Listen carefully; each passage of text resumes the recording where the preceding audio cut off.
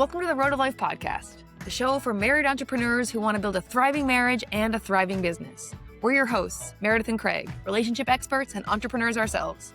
We know firsthand that your business will only grow as strong as your marriage does. On this podcast, we share real stories, practical tools, and honest conversations to help you strengthen your relationship, fuel your business, and build a life you love together. Let's dive in.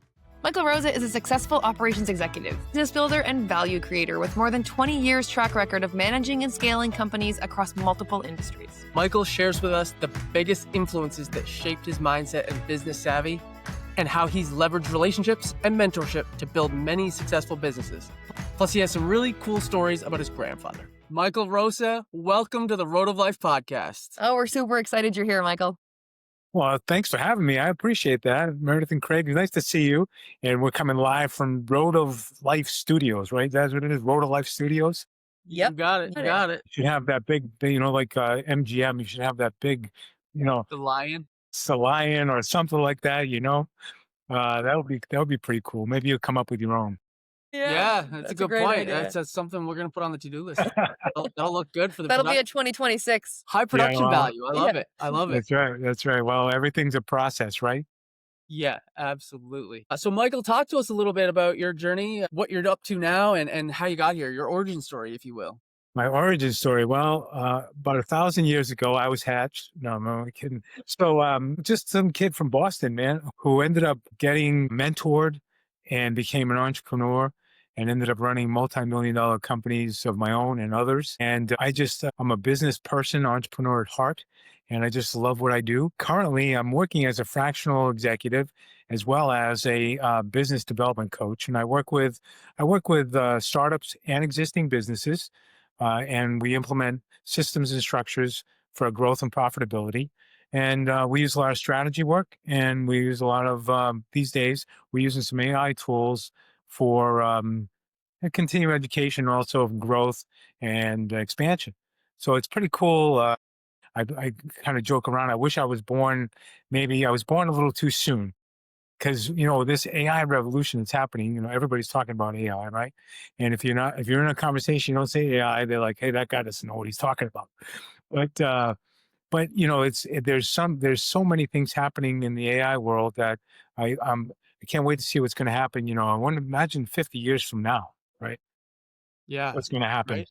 And I'm old enough to remember that I remember when email came out. They were talking about the internet. I still remember it was the Today Show back then. And I remember the day it was Brian Gumbel and Jane Pauley. And they're like, hey, there's this thing called email. Or maybe it was Katie Couric, I forget. But hey, this thing, email, electronic mail. What do you think about that? I'm like, wow, what's that? Right. And now email is like the post office. It's the same. Right. So anyways, I think that for me, business is exciting. I started as a little kid. I'll tell you a little business story, a little how I got here. Right, my grandfather came to the United States from Lebanon, and he came at the turn of the century, 1900. And he didn't know how to speak English, came through Ellis Island, and found himself in Massachusetts. And he decided he was writing poetry at the time, and he was teaching himself how to speak English and write English. So then what he did was he developed a little variety store, what we would know today to be a 7-Eleven or a Cumberland Farms or wherever you are in the country, there's different variety store chains. And he developed a variety store, little neighborhood store, to support his family. And it was he wasn't married at the time, and he brought his family over from Lebanon one at a time and helped them get into business. So he was my first example of an entrepreneur. So when I was a young kid, 6 years old, 7 years old, and so forth, I would go to work with him in the store on weekends and, whenever there was school vacation and things, I'd go there and he would teach me how to do certain things. Ring the register. Back in the day, there was an old NCR register. If you wanted 15 cents, you had to hit 10 and 5 and push the buttons. And it was made a lot of noise. It was cool back then because I'll warn you folks, I just kind of take a lot of turns, but I remember one of my other mentors talking to me about when the NCR registers went away, And the computer registers came in. I said, "What do you think, Ira? What do you think about these new registers?" He said, "I don't like them." Like, why not? He says, "Well, I can't hear myself making money because they don't make any noise." So, back in the day, you could hear those NCRs going. You knew you were making some money. Cha-ching! Cha-ching, right?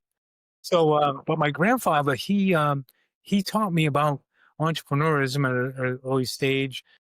Taught me about mathematics. Taught me how to add and subtract using an abacus. How about that? Wasn't even Wow. Yeah. right, and we'd write things out, and that was my first inclination into entrepreneurship.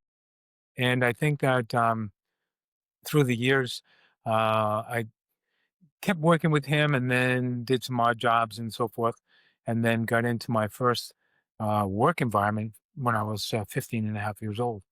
And then it just started taking off from there. And I've loved business ever since. What was like one of the big lessons, or what did your grandfather kind of instill in you early on that gave you the entrepreneur bug, if you will? He had a business savvy, but it wasn't I don't think it was the business savvy that we know today. His business savvy was to develop a structure where he could help his family, where he could help the community, and where he could support his family. He wasn't there to get rich. He was there he created his own job, and he always wanted to be his own boss. So he I think that was really what made him most happy. But I think that so he and the other thing he taught me about he taught me about reputation, and I think reputation in business, because he was a reputable person. He helped people when they needed help. He had a stellar reputation for honoring his word and being a man that you could rely on. And he extended during the depression age, he extended people credit who didn't have anything. And I don't even think he ever collected on all the all the kindness and generosity that he gave to all these folks. I think he just let them have the food and everything they needed. And he always thought, he was a religious person. He said, "God will give me more, and I'll make more." So I think his reputation um, was probably reputation in business, and as a man, I think was his greatest gift to me. Wow. That's sounds like an incredible man. He He was sounds like a amazing. wonderful human. Yeah, amazing. Yeah.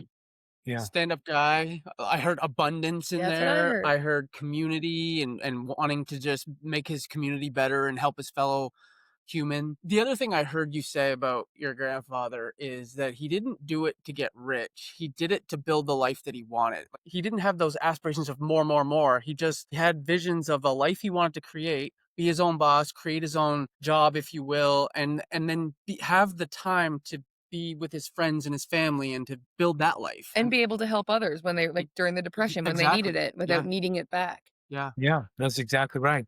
He was selfless. He really was. And it's a great example. This in 2025, it's very difficult to imagine what it was to live in the 1910, 1920s, basically go through depression age. It's very difficult to imagine now. We went through COVID, which is a whole different thing, but it was a whole different mentality then. And he was extremely grateful to be here, and he wanted to use that gratitude to pay back to his community, and basically take care of his family. His it's amazing to me like the mindset your grandfather had at in that period of time when to your point, I have no idea what it was like to live in the 1920s, but the depression couldn't have been easy. And I don't know that sort of personal growth and personal development was quite the industry then that it is today. And yet somehow he had, he believed in gratitude and abundance. I wonder where his growth mindset came from. Yeah, I think it might have been part of the culture. His culture, he was from Lebanon, might have been part of the culture. I'm going to say this: I think you're born with it. I've come in contact with thousands of people that I've worked with, that have been in my employ, and there are some people that are born with it. Some people are exampled, and then they absorb it, and then they live it. And then there are some people, frankly, that they don't have it, and they never will. And it's unfortunate, because I'm sure they're special in their own way, in their own families and so forth. But I think that it's intrinsic for a lot of individuals to be quality people, right? to be the type of people that are reliable, dependable, they honor their word, they are who they are, they take care of their family and they take care of themselves, and they have that instinctive drive, like salmon swimming upstream. They have that instinctive drive to be better, to do better, to give back, and to treat people well. And I think that, and it's easy, we all get caught up in it. And I'm sure that I've been, you know, I guess I've probably done it myself, but, and I try not to. We think of ourselves a lot, and we get self-centered, and the next thing we need to do better with the people around us and our friends, family, and so forth. So I think, to your point, I think it's intrinsic. I really do. What a legacy to leave too is like, he came across, he's hardworking, he came across in through Ellis Island and, built this life and then instilled those values into you. And then now you're growing up and you're doing your thing. You're at 15 and getting your first job. And back then, I don't know, like you tell me, but I don't think was that a common thing then? Like at 15, you go and you join the workforce, or because I know it's not as common. Yeah, it seemed natural to me, but it wasn't as common. So this is how old I am, folks. This is the '70s, okay? And frankly, I was, truth be told, I wanted to go to work because I wanted to buy a car, because I'm a motorhead at heart. I wanted to have a car, right? But I was developed early in me, and I had examples of my father and my mother as well, hardworking people. They worked in the supermarket business for years and years. They retired in the supermarket industry, and I witnessed both of them get up early, get to work, do a great job, come home and take care of their family, and then. But so I had the work ethic was exampled plenty of times in my lifetime, whether it was my uncles, my grandfather, my uncles, and my parents. So it was natural to me to go to work. At that time, I was going to school. I was a musician at the time. I was also playing on the football team, but I found time part time to go to work and to earn a little bit of money so I could save up for my car and I could that was my plan. And then I ended up getting involved. I think this is a something that I want to tell you is because it's part of the fabric of my life and of who I am today. When I got involved in this business, I was 15 and a half years old and I went in as a sock boy. And it was a men's retail store, and it was another family, basically, of legacy people. Well, this young man at the time, he seemed old to me, but he was really in his 30s, and he went out on his own, left his father's and his grandfather's business to develop this retail clothing store, men's clothing store, off price at the time, in the '70s. I went to work for him as a stock boy, and I just loved it. I mean, I was there, and then we were doing Levi jeans and all the cool brands back then. And I just loved being there. I was working hard in the stock room, and then I'd come out and say, "Hey, why don't you come out in here and talk to the customers, and maybe you can sell something if you want to." I'm like, "Oh, this is fantastic!" I thought it was the best thing. And by the way, $1.65 an hour. By the way, okay. And I remember getting a raise to $1.90, and I thought I was a king. I was like, "Oh my God, I got $1.90 an hour. I'm gonna light the world on fire." So, anyways, what I saw in this man was, here he was, his family was the Walmarts of the turn of the century. For instance, in New England, they had these department stores, sorry, called Mars Bargain Land, and they were the Walmarts of the day. Probably started at the same time Sam Walton did or something like that, but they were they were back up there, and he was part of that group. His grandfather or his great grandfather, his grandfather, his father, they all went in that system, and he was in that system. He learned a lot, but he said, "I got to go on my own. I've got to spread my wings. I'm going to take a shot. I'm an entrepreneur." And that kind of spirit intrigued me because that's who I am today. And the question is, I guess, is it intrinsic or was it learned?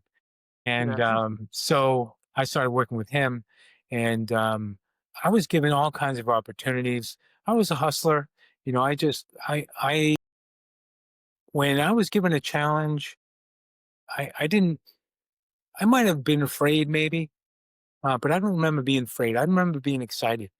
And when I was given a challenge, maybe I didn't know what to do, but I tried anyways.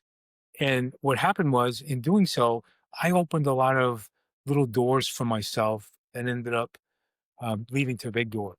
And so the story about that is that by the time I was in my mid 20s, I ended up to be an owner of the company because I had done so much. I had done so many different things that he just made me a vice president and part of the company.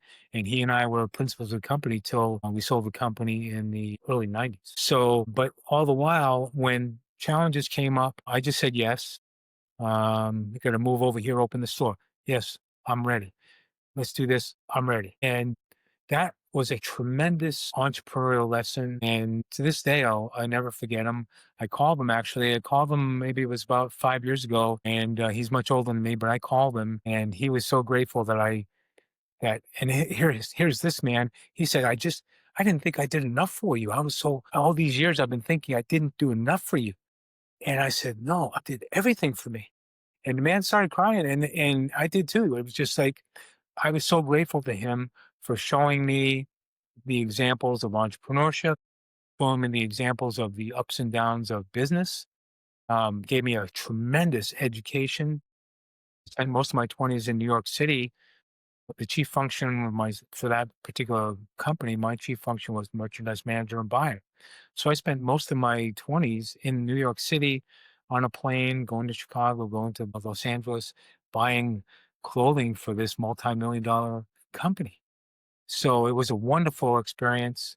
And I really have to thank him for giving me the opportunities that I had to be able to develop the way I did into a business person and entrepreneur. So many nuggets there, so much to pull out of that. Like three big lessons that I'm hearing right off the top is feeling the fear and saying yes anyway, and just the power of saying yes. And then the third one being the power of mentorship and what you were able to pull from your mentor in business. Yeah, the I want to build on that for a second because not only the power of mentorship to open doors and, provide you sort of that education piece, but also the relationship that was built between the two of you. And I don't know, it jumped out at me when you were speaking that I think one of the signs of a really special relationship is that you both feel like you got the best deal in that relationship. Like Yeah. he didn't feel like he did enough for you. He felt like he got the best part of that. And you were like, no, man, you gave me so much. I feel like I got the best part. Like both of you feel like you benefited the most from that relationship and had the best part of that relationship. And when you both feel that way, I think it's a really Yeah. special. That's when you know you're in a good relationship. Yeah, and just your level of vulnerability to be able to call him and the two of you to be able to appreciate each, because not everyone can have a conversation that's that appreciative and that honest and that vulnerable where you can both be in tears and grateful for each other. I think that's beautiful. And let's be honest, entrepreneurship is not easy. It's No. hard. It's like a war. Like you're going to war almost. Like it's a battle, and you and your mentor face that together. So the relationship and the bond that you created by going through that together it's special. Yeah, I agree. It was really a wonderful, and the education was tremendous. We have a lot to talk about, but I want to just touch base for a moment on the mentorship. You know, when there were so many. This is a person who led by example, who um, showed me the tenets of business and how to conduct myself in business manner. And truth be told, I had I had good examples growing up. So for me, I absorbed it like a sponge, and I'm like, yeah, of course. I'm not learning. It wasn't something that was foreign to me, but it was something that I could completely understand and embrace. So the fact that I was able to do that with him was tremendous. About the mentorship for a second, I want to say that um, I consider myself to be a mentor. Frankly, I've mentored a lot of people and it's a give and take, but it feels so good to give, right? And I think that there was a part of him that just felt good. I can only imagine him seeing this young guy. I was 10 years younger than him, I think it was at least. well, more than that. But for him to give me a challenge and have me embrace the challenge and succeed at it, um, was he must have made him feel great, right? And it made me feel great because I was like, wow, I did that. I can't believe I did that. The other thing about mentorship, and I want to just talk about for a moment, as it relates to um, COVID, the pandemic, and work from home, remote, and so forth. We're remote right now. Truth be told, we haven't met face to face, but I feel we have because we could having this great conversation. And I feel I know you folks. When everybody went home and nobody wanted to come back to work, uh, the mentorships faded. Now, so when you were in a big company, talk about there's so many different companies that were built on mentorship and, hey, put your arm around this guy or girl and let's go. Let me show you the way. You can do this. Let's, let's help you achieve. And you got tapped on the shoulder for some things because you were showing great um, promise, if you will. So when everybody went remote and nobody wanted to go back to the office, that stopped. I mean, there's a rapport you can have on the Zoom call, but you don't see that person 8 hours, 10 hours a day. You just see them for about an hour or less, and then you just have to assume that okay, well that person knows what they're going to do, and that person's going to take care of that. But you don't get to see them in action. You don't get to see that actual thought process, right? So sometimes when you're mentoring people, like and some of the people that have worked with me, and I've trained them or tried to develop them, I've had to develop people behind me to take over certain roles that I've had so I could do other things, right? And that's really what it's all about. It's training people to do what you can do so you can do more, so you can do better. When your company does better, everybody around you does better when you're doing better. So when you're training and mentoring people, you want to see that and you want to see them get it, and then you want to see them grow with that. And I don't think you see that in this environment today because of all the remote work that's going on. That's a good So, point. you know, it's um I'm sure you've heard of the company. There's a company out there, I'll just say the word, I don't know if we get paid for this, but ServiceNow, and there's a guy by the name of Bill McDermott. And if you listen to Bill's story, he came up through IBM, and he became the top selling IBM salesman in the country. And he did that by grassroots bootstrapping and then bringing people along with him. And their motto at the time was nobody fails. He had a team of 13 people working in New York, and he said our team mentality is nobody in our team fails. So when somebody else was struggling, they'd all go to help them. Okay, what are you doing? How you doing? What can we help you with? How can we make you better? And that was the mentality, right? And I think as much as you try, I don't think that you can get that in today's remote environment. I agree. Having come from a big company and done the big corporate thing, I've had several mentors over the years, all of whom were before remote.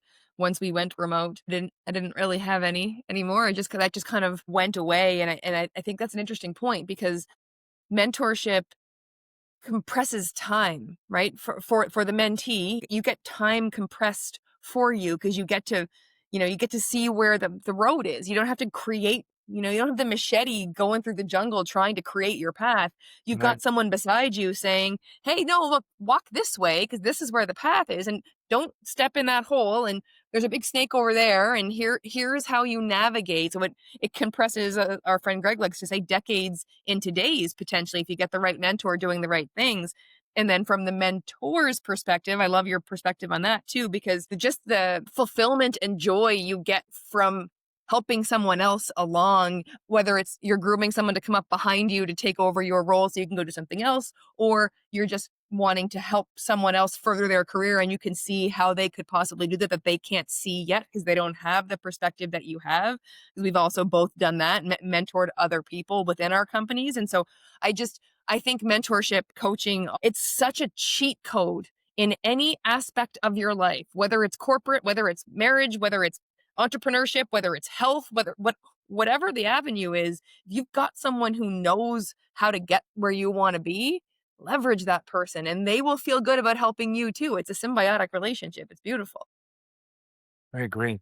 It gives you such a great feeling to see other people succeed. Gives I'm sure you folks for sure. I know that, and me too. And a lot of people are a lot of friends that we have in common. They want people to succeed, and they get really excited when they see that.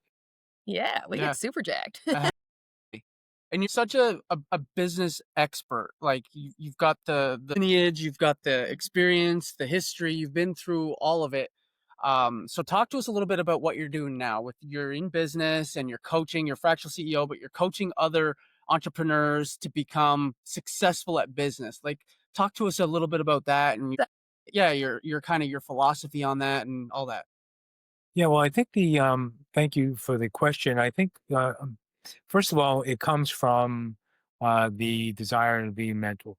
That's where it comes from. First of all, second of all, it comes from when I look at the decades of experience I have in entrepreneurship, in business. It comes from a place where I want to give back. So when you get to a point where I'm at, I get to look around corners. I get to see things that people haven't seen yet because I've lived so many different iterations. At first, retail, and restaurant hospitality, then transportation logistics, spent some time in real estate. And with all those different silos became these educations, whether if it was transportation logistics, all about that business and what that entails, whether it was um, you know, it could be traffic, it could be uh, hospitality within vehicles, it could be all those kind of different things, logistics, time frames, and so forth. In the restaurant hospitality business, you learn all about front of the house, back of the house. You learn all about that synergy, what happens.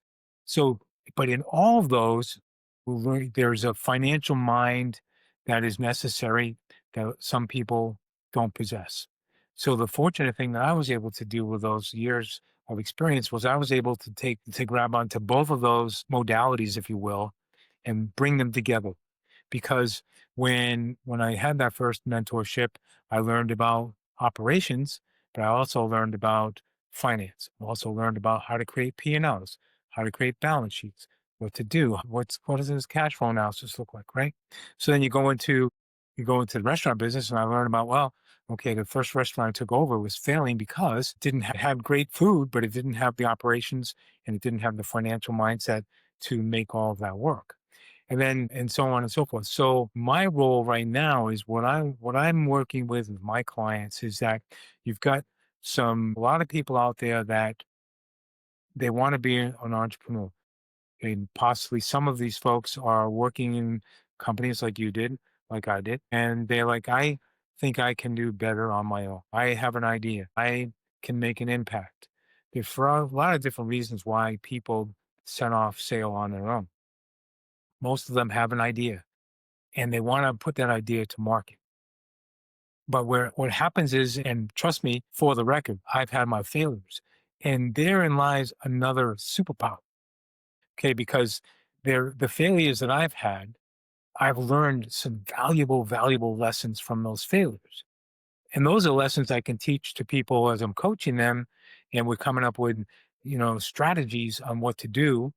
Those are the corners that I can see around where I say, listen, I've seen this movie before. I know how this plays out.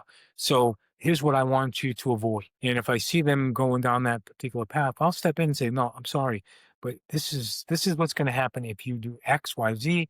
Please do ABC. So the ability to have those different modalities has helped me with my clients. So the entrepreneur, I'm working with someone right now who's got a fantastic idea, but I see all these aha moments, right? So when you can give as a coach, as a developer, as a strategist, when you can give someone that aha moment, it's a mentorship. It's like, and when they walk away with that, like, oh, wow, I didn't know that, right? And I had a meeting last week, and I said a couple of things during this meeting, and he said, What is that?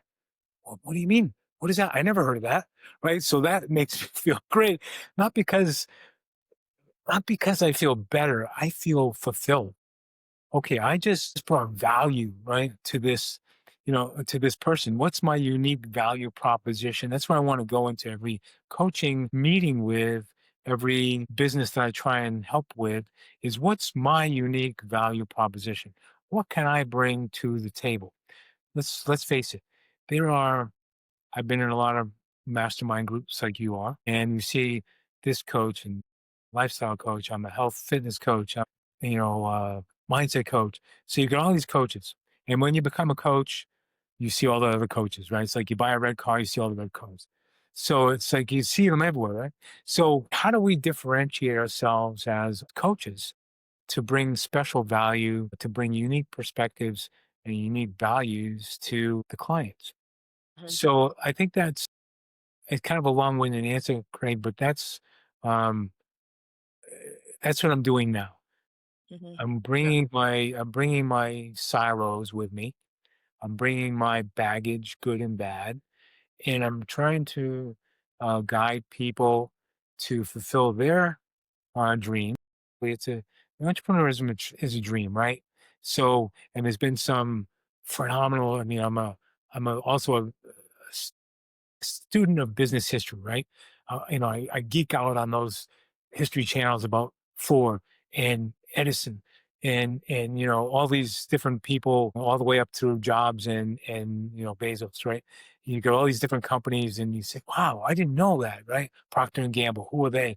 Those are two people, Procter and Gamble, and brought all these different great, right? How'd they make soap? You can't believe I saw the story how they made soap. I'm like, what? How is that possible? So, but these, when I bring all these people with me, frankly, because I'm a student of all of them, and I love talking about business with entrepreneurs.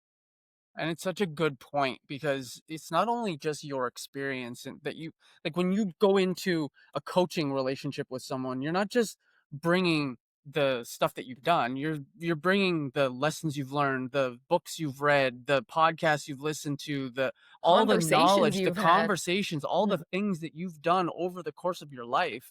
So it's not just this one kind of microcosm like, oh yeah, I've been in this situation here. It's all of that experience over the course of your history, your life that you're bringing into that relationship. It's great point. And something else I heard two things I want to build on from what you just said, Michael, is I think it's two mindset pieces that you have. And one is that you see your failures as a superpower, and not everyone does. Most of us try to avoid our failures and we want to pretend like they didn't happen. And we started our entrepreneurship journey. We had some pretty epic failures, but we did exactly what you said. We didn't think of them like superpowers, but I will from this point forward. But we said, what's the lesson here? Because this can't have been for nothing. What's the lesson we're pulling from this face plant that we can take forward with us? And when we did that, it saved us from a bigger future face plant. So I love looking at my failures like superpowers because as a recovering perfectionist, I struggled Not hard always to easy to even do. look my failures in the eye, let alone look at them like they're something good. So that's a huge piece. I think that's a huge frame. And the second is you said it a couple times that you're a student. It seems like you are constantly learning and leading with curiosity. You don't seem like you walk up to every situation like, I already know what's going on here. You're like, how can I learn more? What more is there for me to get from this? Like you seem like you step forward every time with a curiosity and a desire to learn and develop. Where does that come from? I guess it's like that. It's almost like the perfectionist thing, Meredith, right? I want to get better. I want to get better, right? And the way you get better. So I'm a martial arts guy as well, right? So I've trained for 3 decades. So when you on the superpower thing, when you get beat, when you're on the mat, it's like you're gonna go down, but how do you get up, right? So I'm a sensei, I'm also a teacher, and I want to learn and teach at the same time. So when you go down, you're gonna go down. But it's like when I see a student go down, I'm like, get up. How are you going to you got to get up, right? And then so I have that mentality as it relates to business. You go down, you got to get up, right? So I use that superpower thing as far as as an example of those lessons. That's a lesson, right? So I'm constantly ingesting as many lessons as I can. I want to listen We have all these calls. We're both part of mastermind groups. I'm listening to these people and I'm taking notes and I'm learning, right? And I want to be of great value. The other thing about whether you're a fractional person or you're coaching, you also learn, right? So every time I'm with someone, I'm learning about their business. I'm learning. And I'm like, okay, that's a good takeaway. I can put that in my pocket, right? So, and when I go to, with martial arts, we go to all these different seminars. I just want to walk away with one thing, just one little tidbit in my pocket I can walk away with to make me a little better. When I listen to all the podcasts I get on these mastermind calls, I'm doing that. If you think about it and the way you framed it made me think of it this way, Merritt. When I get on those calls, I'm making myself more valuable to the person that I'm going to be meeting, right? There's my unique value proposition. Yesterday, I was on a call, it was a mastermind call, and it was a group that we have in common. And I heard, not for I'm going to admit it on live podcast. For the first time, I heard the term AEO. Now we know SEO, but how about AEO, right? So SEO is search engine optimization, right? AEO is accurate engine optimization. So it is born in the stage of AI. So I learned all about the difference between SEO, AEO, and how they work themselves together. So if I'm going to be working with a client about marketing, I can speak to that now because I'm going to do some more investigating. I want to know more about this. And how do we go from SEO and Google AdWords and all that kind of stuff to AEO, which has an artificial intelligence branch, if you will? And how can we bring that into this person's marketing strategy to make it even better? So when and all the podcast. So it's also, just to your point, Meredith, it's training, right? And I think of all the podcasts I listen to, when I'm at the gym, I'm listening to podcasts. I'm not listening to top 40. I'm listening to some kind of podcast that's going to help me do better in the work that I'm doing with my clients. I love So it. it's an appetite for intelligence. I feel I'm always a student. We in martial arts, we say always the student, never the master, right? So are you a master? No. I could be because of my ranks, but no, I'm a student. I'm just learning, just like you, you know? It's really cool to see the parallels actually between the martial arts and business and mindset. Like when you talk about being on the mat, you landed on the mat because someone did something that you didn't see coming, or something didn't go the way you planned and now you're on the mat. But it's a superpower because now you know that could happen again. Now you've learned something that they're not going to get you twice with that same move. Right, It exactly. seems like martial arts has really helped you hone that. Failures are good because you're not going to get me with that again. I've got that. My awareness has increased on that, and now you're not going to get me with that again. And humility, like I've heard, like I could be a master. I'm a sensei, but I'm always a student. I like that level of humility that martial arts has instilled in you. I think is part of your thirst for knowledge or curiosity. We are the same. Like when we're at the gym, we're actually, what are we listening to right now? Good to Great, Jim Collins. It's a Yeah, 25-year-old book, but it's the awesome. principles. Right, the principles are timeless. So like it's not our first time listening to it, but let's listen to it again because there's going to be something else we get from it this time. And then the Yeah, third thing, which we didn't really touch on, but what comes to mind for me with martial arts is discipline. To your point, I've been doing martial arts for 30 years. When I go to the gym, I listen to Audible, to books, to podcasts. I'm not listening to my top 40.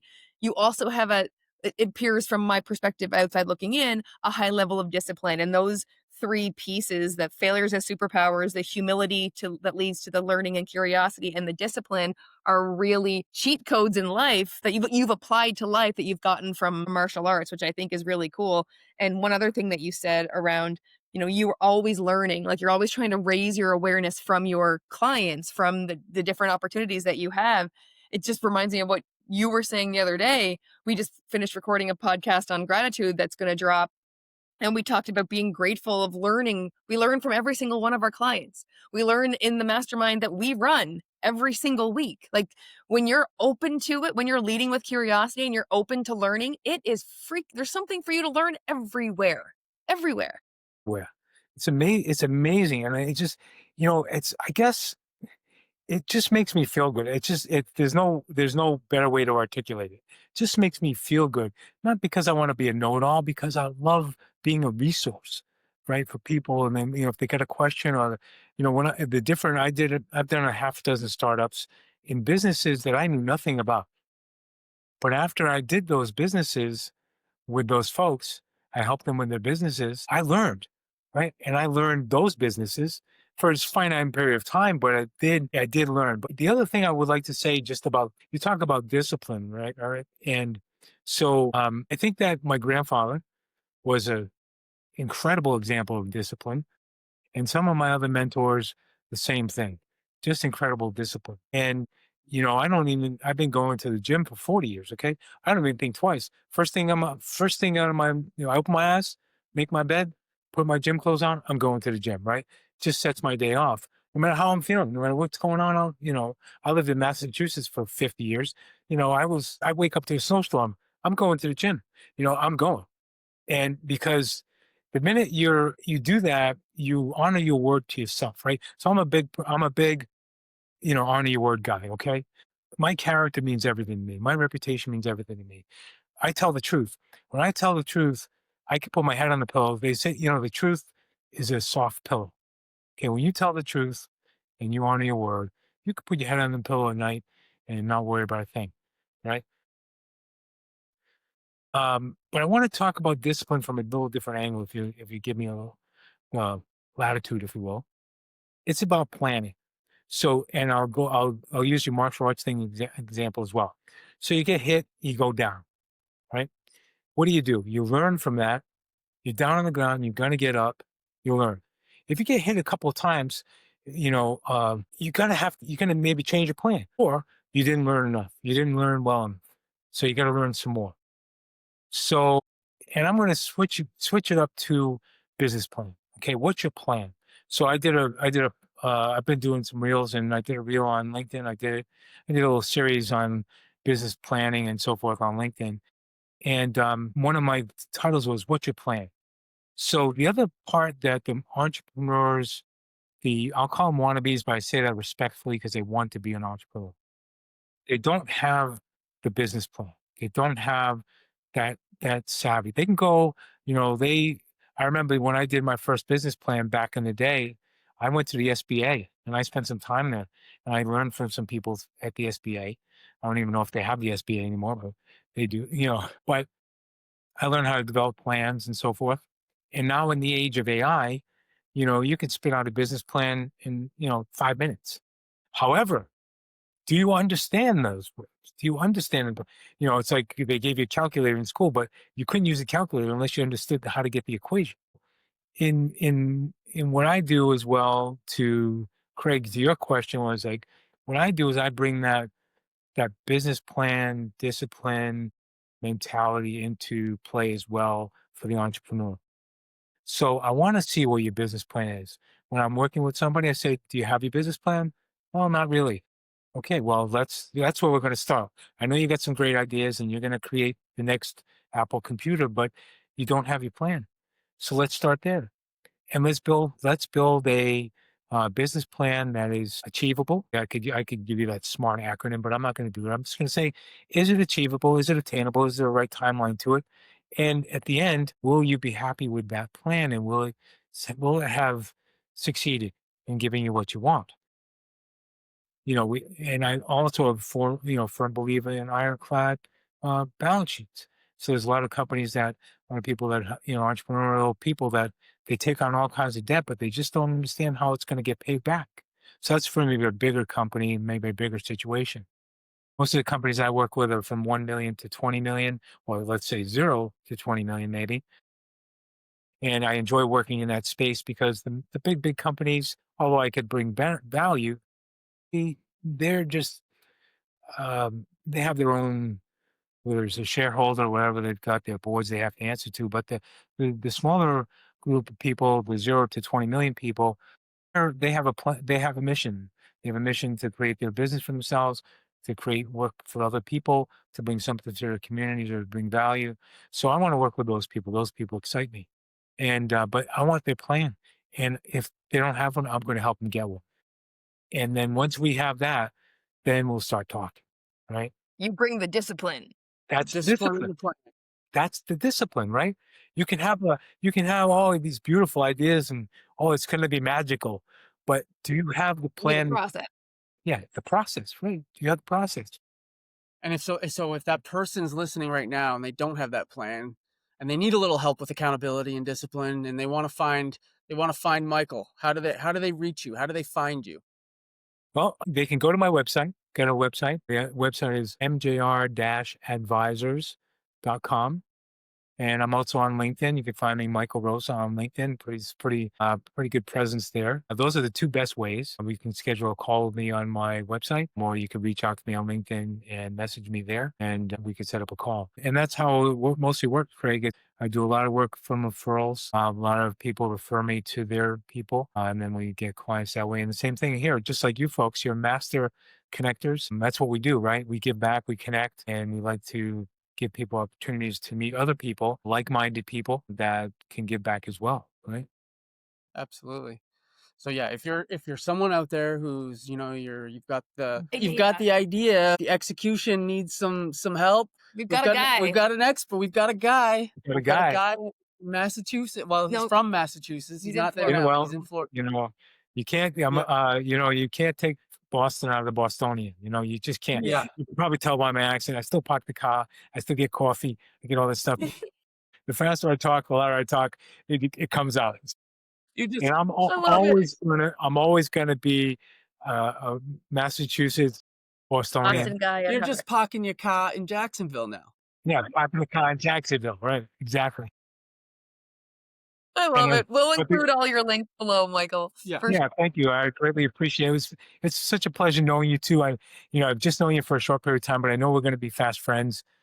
Absolutely. I've told my friends about you, and I know you're up in Canada, right? Yeah. So it's nice to have friends like you up in Canada, and thank you so much for the opportunity. It's such a pleasure to talk with. I really appreciate you. Thank you very much for being here, Michael. We appreciate you. Thanks for listening to this episode of the Road of Life podcast. Remember, your business will only grow as strong as your marriage does. So what's one action you're going to take this week to put something you learned in this episode into practice? Because we love a good chit chat as much as the next person does. But without action, stay where you are. If you want to turn your marriage into the engine that drives your business forward, instead of the brakes keeping it stuck, book a free marriage and business strategy session with us at 200percentmarriage.com/strategy call. We'll see you next week. Road of life, yes, you're on.